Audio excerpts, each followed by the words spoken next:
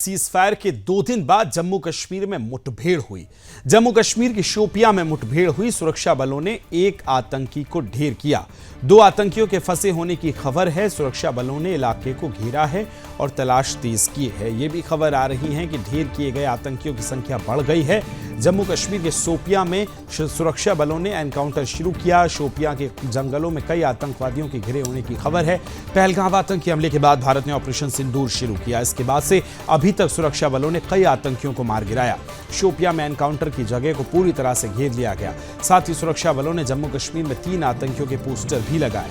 इन पर 20 लाख रुपए का इनाम घोषित किया गया। सेना आतंकियों की तलाश के लिए कई जगह सर्च ऑपरेशन चला चुकी है। अब शोपियां में आतंकवादियों से मुठभेड़ शुरू हो गई है, जिसमें एक आतंकी ढेर हो चुका है। सेना के जवानों ने कई आतंकियों को घेर लिया है। वहीं प्रधानमंत्री नरेंद्र मोदी ने सोमवार को देश के नाम संबोधन में पाकिस्तान को जमकर धोया। उन्होंने पड़ोसी मुल्क को चेतावनी देते हुए कहा कि कार्रवाई को केवल स्थगित किया गया है और भविष्य उसके व्यवहार पर निर्भर करेगा। पीएम मोदी ने यह भी कहा कि भारत परमाणु ब्लैकमेल को सहन नहीं करेगा।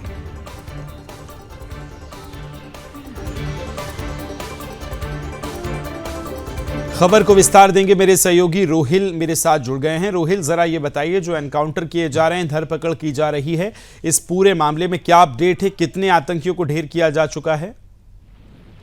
देखिए विकास, दक्षिण कश्मीर के शोपियान के कलर इलाके की बात करें, जहां पर आज सुबह ही सुरक्षा बल के जवान को सूचना मिली थी कि इलाके में कुछ 2 से लेकर 3 आतंकवादी मौजूद है।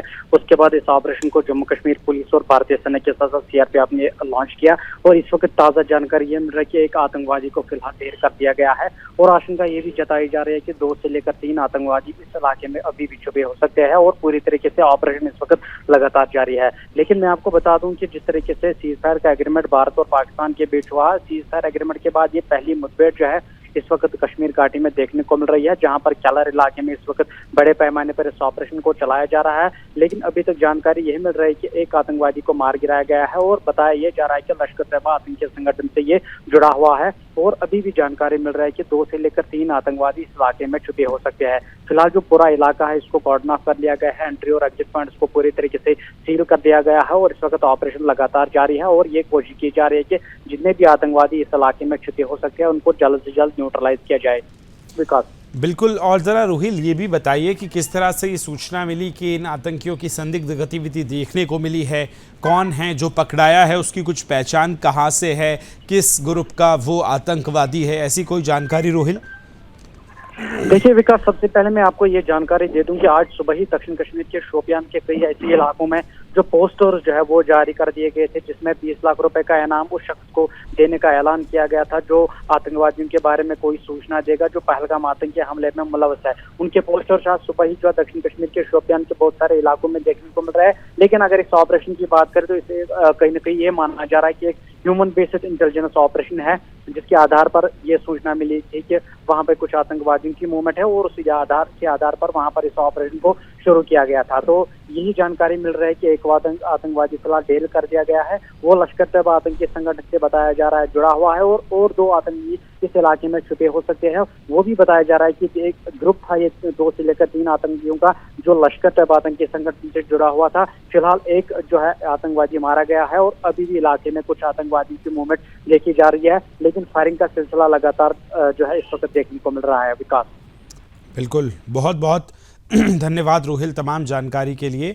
और ये तस्वीरें भी हम दिखा रहे हैं। मेरे साथ चर्चा करने के लिए शिवदान जी जुड़ गए। बहुत बहुत स्वागत है शिवदान जी आपका चर्चा में जुड़ने के लिए। और सबसे पहला मेरा सवाल कि एक तरफ जब हम देख रहे हैं कि स्थितियां सामान्य हुई हैं, चलिए उनके पास चलेंगे, लेकिन ये सीधी तस्वीरें जो हमारे पास जम्मू कश्मीर से आ रही हैं वो हम आपको दिखा रहे हैं कि किस तरह सेना जो है अब सर्च ऑपरेशन और सघन कर रही है। आतंकवादियों की धरपकड़ अब कोई टॉलरेट नहीं किया जाएगा, ना टॉक होगी ना ट्रेड होगा टेरर के साथ। इस पॉलिसी के साथ अब आतंकवाद के खिलाफ भारत सरकार सख्त रुख अख्तियार करे हुए है।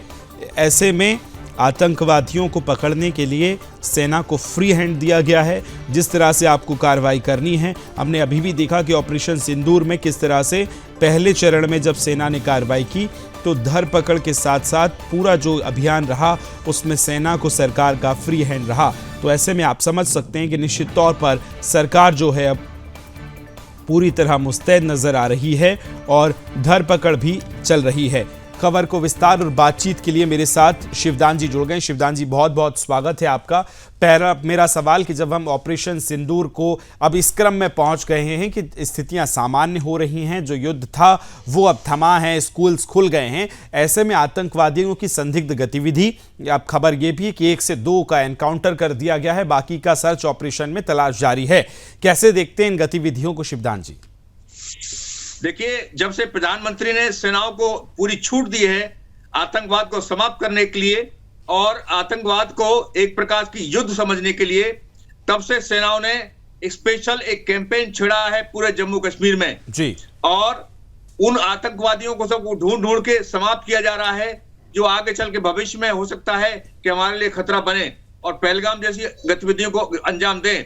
क्योंकि स्लीपिंग एजेंट जो पाकिस्तान के हमारे जम्मू कश्मीर में छुपे हुए हैं, वो अक्सर आके बार बार इस तरह के घटनाओं को अंजाम देते हैं जैसा कि पहलगाम में हुआ था। तो इसीलिए सेना पहले से ही इस वक्त क्योंकि हमें जब सरकार की तरफ से पूरा छूट मिली है और पूरे हुक्म मिले हैं, तो हम उसको कैरी आउट कर रहे हैं और हम आतंकवाद को जम्मू कश्मीर से बिल्कुल मिटा के ही दम लेंगे। निश्चित तौर पर सर सघनता से अभियान चलाए जा रहे हैं, लेकिन एक के बाद एक इस तरह से आतंकवादियों की संलिप्तता गतिविधियां जो नजर आ रही हैं, इसके पीछे सबसे बड़ा फेलियर आप कहां मानते हैं? और एक चीज ये भी कि क्या आपको जी बोलिए। ऐसा है, मैं जैसा कि पहले बता चुका हूं, धारा 370 के टाइम में एक रणबीर सिंहपुरा एक्ट लगता है, वहां पर जम्मू कश्मीर में लगता था, जो कि हमारी आईपीसी सीआरपीसी के जगह पे था, जिसमें कुछ ऐसे प्रोविजन थे जिनसे कानून का शिकंजा नहीं कस पा रहा था इन ऐसे एजेंटों के ऊपर जो इस तरह की गतिविधियों को शरण दे रहे थे। मगर जब से धारा 370 हटी है, तो अब भारत का नॉर्मल कानून वहां लागू हो रहा है और ऐसे लोगों को एक्सपोज किया जा रहा है।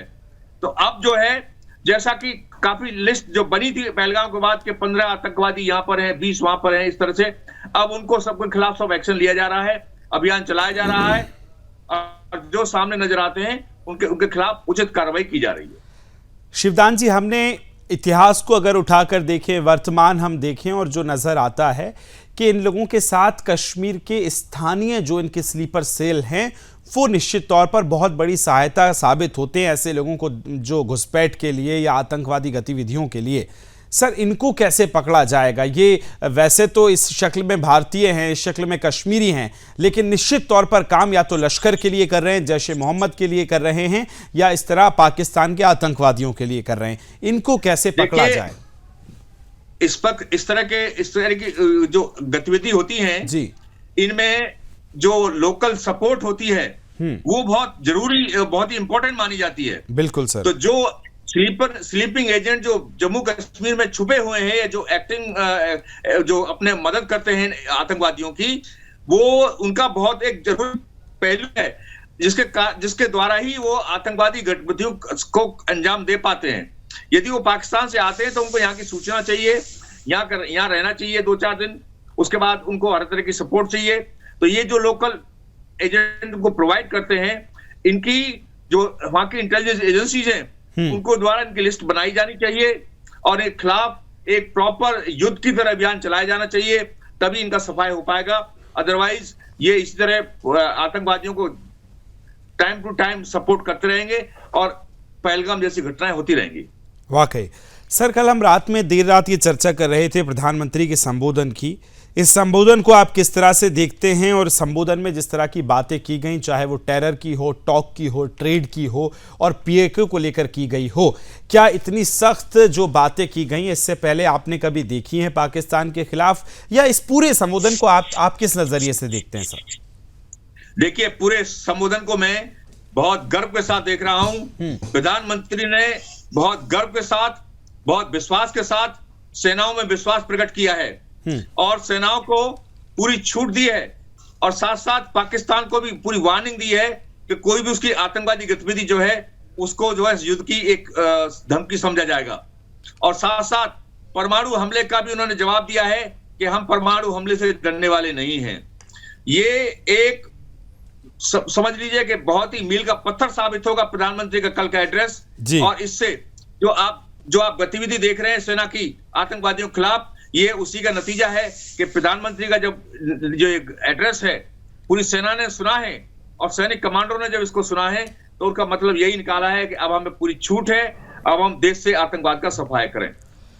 2 से 3 आतंकियों के मारे जाने की खबर आ रही है कि सेना ने एनकाउंटर में इन आतंकियों को मार गिराया है। सर, फिलहाल जो अभी प्रारंभिक खबरें कश्मीर से हमारे पास पहुंच रही हैं। सर, एक चीज और मेरा सवाल ये कि हमने निश्चित तौर पर देखा अभी जो ऑपरेशन सिंदूर चला है, अब इसमें इस तरह से आतंकियों की धरपकड़ जो हो रही है, जो आतंकी वहां सक्रिय नजर आ रहे हैं, क्या आपको लगता है कि पाकिस्तान एक बार फिर वही नापाक हरकतें करने की कोशिश, क्योंकि देखिए परोक्ष या अप्रत्यक्ष रूप से ये पाले हुए तो पाकिस्तान के ही हैं, इसमें कोई शक नहीं है या कोई गुरेज नहीं होना चाहिए। जी देखिए, ऐसा है जैसा कि पाकिस्तान की खुद की हालत है और पाकिस्तान को साथ साथ जो हमारे भारतीय प्रधानमंत्री की तरफ से जो चेतावनी मिल गई है, उसके बाद अभी वो कुछ समय के लिए बिल्कुल भी कोई हरकत करने की पोजीशन में नहीं है, क्योंकि उसकी आर्थिक दशा काफी कमजोर हो चुकी है, उसके हथियारों का टेस्ट हो चुका है, उसके हथियार बिल्कुल निष्क्रिय हैं, जो उसने टर्की से लिए हैं, चीन से लिए हैं, उनका कोई प्रभाव नजर नहीं आ रहा है। वो इस वक्त पाकिस्तान बड़ी हेल्पलेस कंडीशन में है, तो इसलिए इस वक्त पाकिस्तान इन अपने स्लीपिंग एजेंटों की कोई मदद नहीं कर पाएगा। और अब ये जो टाइम है जो कि पाकिस्तान को हमने स्थिति पहुंचा दिया है कि वो अपने स्लीपिंग एजेंटों को मदद नहीं कर सकता है, इसलिए इस वक्त जो बहुत ही अच्छा टाइम है कि हमारी सेना को अभियान चला करके इन स्लीपिंग एजेंटों को समाप्त करना चाहिए। और इसके लिए सारी इंटेलिजेंस एजेंसीज जो जेएनके में ऑपरेट करी उनका कॉपरेशन लेना चाहिए, उनसे लिस्ट मांगी जानी चाहिए और उसके बाद एक सिस्टमेटिक तरीके से इनको एरिया वाइज समाप्त करने के लिए तरफ आगे बढ़ना चाहिए। शिवदान जी, लेकिन वो देश कहता है, उसके प्रधानमंत्री और वहां के रक्षा मंत्री का ये बयान आता है कि वहां 2 धड़े में बंट गई है देश। एक तरफ सेना है वहां की जो कि निश्चित तौर पर आईसिस के साथ खड़ी नजर आती है, और वहां का जो एडमिनिस्ट्रेशन है यानी कि जो वहां की प्रक्रियाएं हैं प्रधानमंत्री से लेकर रक्षा मंत्री तक, वो कहते हैं कि हम शांति चाहते थे, हमने समझौते के लिए तैयार हुए, लेकिन आर्मी इस पर नहीं चाह रही है। तो ये 2 धड़ों में बटा देश, क्या ये डिफेंड करने का एक तरीका बन गया है कि आतंकवाद की जब भी कोई बात आए तो वो कह देते हैं कि देखिए सेना जवाब दे रही है, सेना हमारे यहां ये कर रही है, और इस तरह से एडमिनिस्ट्रेशन जो है पल्ला झाड़ लेता है? देखिए, पहली बार पाकिस्तान की सेना का इतना बड़ा एक्सपोजर हुआ है, क्योंकि जिस तरह से वो सीज फायर का वायलेशन कर रहे हैं, वहां के एक तरफ तो डीजीएमओ वहां पर सीज फायर का और बात कर रहे हैं और दूसरी तरफ सेना वहां पर ड्रोन्स और मिसाइलों से अटैक करके इसका वायलेशन कर रही है। जी, मैं आपको बताना चाहता हूं 1947 से लेकर आज तक पाकिस्तान की सेना ने हमेशा पाकिस्तान पर नियंत्रण करने की कोशिश की है। जब जम्मू कश्मीर पर हमला किया था पाकिस्तान की सेना ने 47 में, उसका एक ही उद्देश्य था कि पाकिस्तान को जो नियंत्रण है पूरे देश का वो अपने हाथ में लेना और पाकिस्तान की जनता को महसूस कराना कि पाकिस्तान की सेना ही उनकी मदद कर सकती है, उनकी रक्षा कर सकती है, बाकी कोई कुछ नहीं कर सकता। उसके बाद पाकिस्तान की सेना ने अपने प्रभाव से और उसके लिए उन्होंने मुस्लिम कट्टरपंथ का सहारा लिया। सर मैं आपके पास लौट रहा हूं, मेरे पास एक खबर आ रही है, प्रधानमंत्री ने सैनिकों से मुलाकात की है। जरा वो तस्वीरें हमारे तक पहुंच रही हैं। इसी बीच एक ब्रेकिंग न्यूज से आपको अवगत करा रहे हैं। ब्रेकिंग न्यूज है, पीएम मोदी ने एयरफोर्स के जवानों से मुलाकात कीजिए। देखिए, चलिए आपको बता रहे हैं कि एयरफोर्स के जवानों से आदमपुर एयरबेस पर जवानों से मुलाकात की प्रधानमंत्री ने। ये तस्वीरें आप देख रहे हैं, प्रधानमंत्री बड़े कॉन्फिडेंट नजर आ रहे हैं, जवानों के साथ हल्की सी मुस्कान है चेहरे पर जो आत्मविश्वास को दर्शाती है, और जवानों का हौसला अफजाई करने प्रधानमंत्री पहुंचे हैं। प्रधानमंत्री बात कर रहे हैं। कल हमने उनके संबोधन में भी देखा कि प्रधानमंत्री ने यह कहा था कि निश्चित तौर पर आज हमारे साथ जो भी हमने जवाब दी है उसमें निश्चित तौर पर सेना का शौर्य, उसका सामर्थ्य निश्चित तौर पर देखने को मिला है। वही तस्वीरें भी सामने आई हैं। शिवदान जी, कैसे देखते हैं आप आत्मविश्वास से लबरेज इन तस्वीरों को, प्रधानमंत्री का सैनिकों के बीच में, एयरफोर्स के जवानों के बीच में पहुंचना और उनके साथ बातचीत, संवाद स्थापित करना? शिवदान जी, सेनाओं का जो मनोबल है वो ज्यादातर अपने जो सीनियर हैं, जैसे उनके सीनियर अफसर हैं, कमांडर हैं, या देश के प्रधानमंत्री हैं, उनके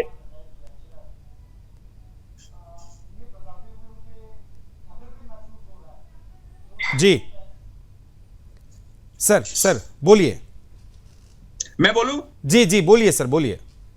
देखिए, मैं ये बताना चाहता हूं कि सेनाओं का मनोबल अपने कमांडरों और देश के नेताओं के विचारों पर बहुत निर्भर करता है। जैसे हमारे प्रधानमंत्री ने कल एड्रेस किया था और आज उसके बाद वो सैनिकों से इस प्रकार मिल रहे हैं, तो सैनिक अपने आप को बहुत गर्वान्वित महसूस कर रहे होंगे और ये महसूस कर रहे हैं कि उनके प्रधानमंत्री जो देश के सबसे बड़े ओहदे पर बैठे हैं वो उनके साथ हैं और उनकी गतिविधियों में हर तरह का उनको अप्रूवल है।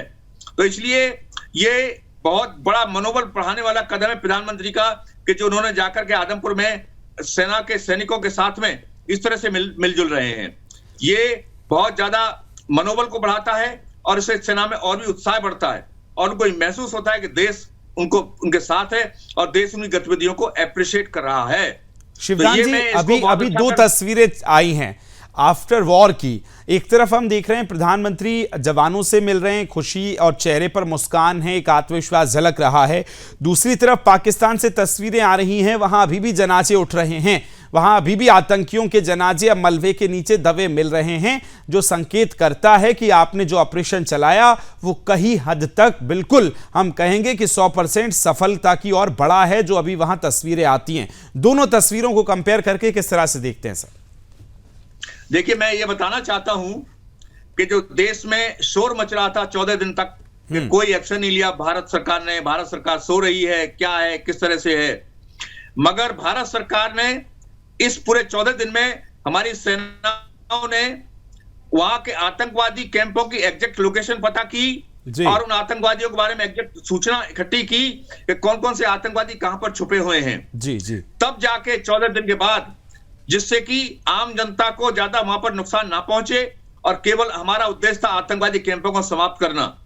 इस प्रकार से 14 दिन का टाइम जो हमने लिया उसका उद्देश्य यही था कि पाकिस्तान की आम जनता बची रहे, केवल आतंकवादी कैंपों को समाप्त किया जा सके। तो आतंकवादी कैंपों को हमने समाप्त किया है, इसलिए जो आतंकवादी मलबे के नीचे मिल रहे हैं या इधर पाए जा रहे हैं, उसका एक ही कारण है कि हमने उसको बड़ा एग्जैक्ट और सही निशाने पर उनको हमला किया है। निश्चित तौर पर सर, लिहाजा इसीलिए कि प्रधानमंत्री जो है आत्मविश्वास के साथ जवानों से मिलने पहुंचे। बहुत धन्यवाद सर आपका मेरे साथ इस चर्चा में जुड़ने के लिए।